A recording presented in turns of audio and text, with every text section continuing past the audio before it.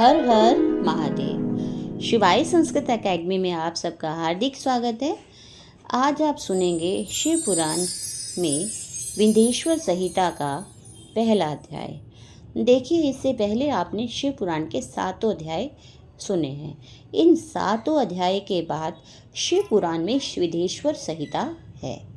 तो ये विंध्येश्वर संहिता का पहला अध्याय है, जिसमें पाप नाशक साधनों के विषय में प्रश्न किए गए हैं, जो आदि से लेकर अंत में हैं, नित्य मंगलमय हैं, जो आत्मा के स्वरूप को प्रकाशित करने वाले हैं, जिनके 5 मुख हैं, जो खेल खेल में जगत की रचना, पालन और संहार तथा अनुग्रह एवं तिरोभाव रूप 5 प्रबल काम करते हैं।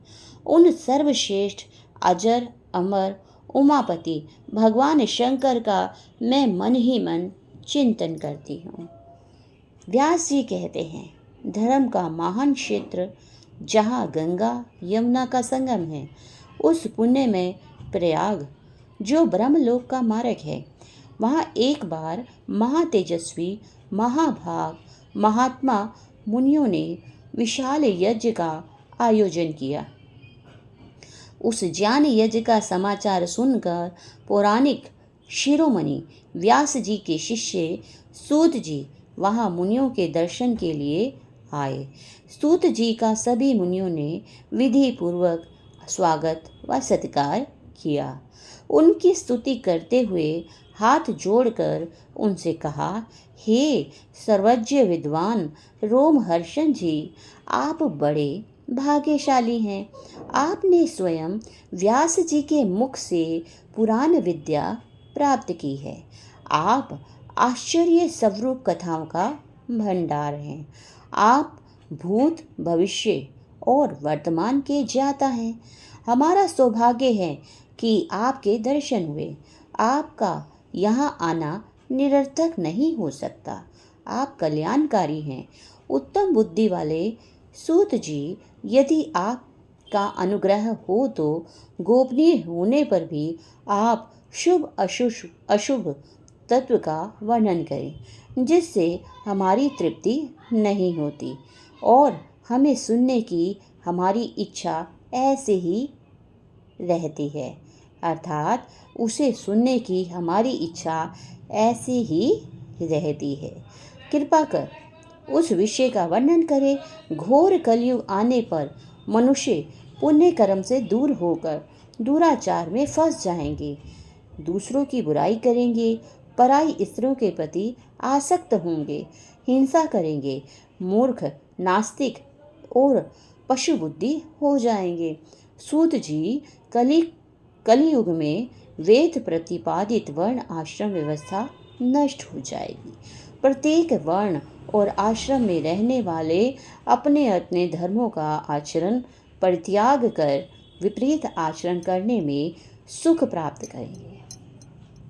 इस सामाजिक वर्ण संकरता से लोगों का पतन हो जाएगा, परिवार टूट जाएंगे, समाज बिखर जाएगा, प्राकृतिक आपदाओं से जगह जगह लोगों की मृत्यु होगी, धन का क्षय होगा, स्वार्थ और लोभ की प्रवृत्ति बढ़ जाएगी, ब्राह्मण लोभी हो जाएंगे, वेद बेचकर धन प्राप्त करेंगे, मद से मोहित होकर दूसरों को ठगेंगे, पूजा पाठ नहीं करेंगे और ब्रह्म ज्ञान से शून्य हो जाएंगे। क्षत्रिय अपने धर्म का त्याग कर कुसंगी, पापी और व्याभिचारी हो जाएंगे।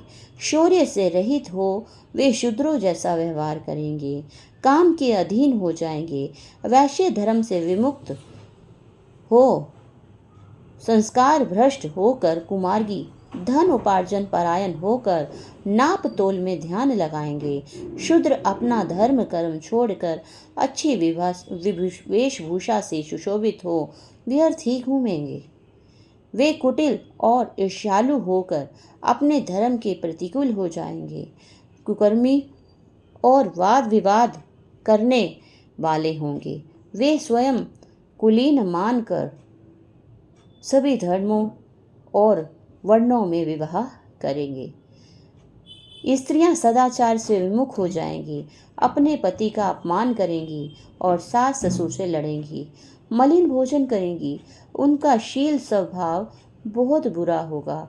सूत जी, इस तरह जिनकी बुद्धि नष्ट हो गई है तथा जिन्होंने अपने धर्म का परित्याग कर दिया है, ऐसे लोग लोक परलोक में उत्तम गति कैसे प्राप्त कर सकते हैं? इस चिंता से हम सभी व्याकुल हैं। परोपकार के समान कोई धर्म नहीं है। इस धर्म का पालन करने वाला दूसरों को सुखी करता हुआ स्वयं भी प्रसन्नता अनुभव करता है। यह भावना यदि निष्काम हो तो कर्ता का हृदय शुद्ध करते हुए उसे परम गति प्राप्त होती है। हे महामुनि, आप समस्त सिद्धांतों के ज्ञाता हैं। कृपा कर ऐसा उपाय बताइए जिससे इन सब के पापों का तत्काल नाश हो जाए।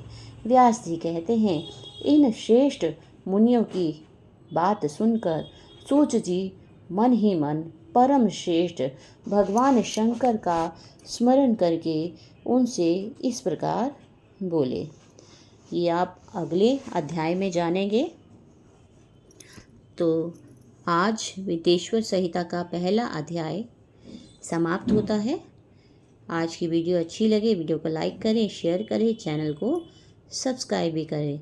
वैसे आपने इस अध्याय में सुना जो आजकल हो रहा है, ये कलयुग का सत्य है जिसके साक्षी हम सब हैं। तो ये पहले ही शिव पुराण में बताया गया है। तो उम्मीद करती हूँ आज की वीडियो अच्छी लगेगी। आप सबका धन्यवाद। आपका दिन शुभ हो। हर हर महादेव।